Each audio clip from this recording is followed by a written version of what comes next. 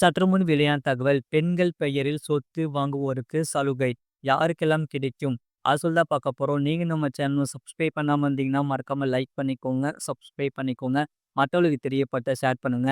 பெண்களின் பெயரில் சொத்து வாங்கும்போது பதிவு கட்டணத்தில் 1% குறைக்கப்படும் என்ற மகிழ்ச்சியான அறிவிப்பு பட்ஜெட்டில் வெளியிடப்பட்டது. இந்நிலையில் இந்த சலுகை யாருக்கு கிடைக்கும் என்பது குறித்தான முக்கிய அறிவிப்பு வெளியாகியுள்ளது. இது சம்பந்தமான முழுமையான தகவலை தற்போது பார்க்கலாம். அண்மையில் 2025 முதல் 2026ஆம் நிதியாண்டுக்கான நிதிநிலை அறிக்கை தமிழ்நாடு சட்டப்பேரவையில் தாக்கல் செய்யப்பட்டது. இதில் பல்வேறு விதமான முக்கியமான அறிவிப்புகள் வெளியாகின. மகளிருக்காகவும் பல அறிவிப்புகள் பட்ஜெட்டில் இடம்பெற்றன. அந்த வகையில் பெண்கள் பெயரில் சொத்து வாங்குவோருக்கு சலுகைகள் அறிவிக்கப்பட்டது. இந்நிலையில் இது குறித்து தற்போது வழிகாட்டுதல்கள் வெளியிடப்பட்டுள்ளது.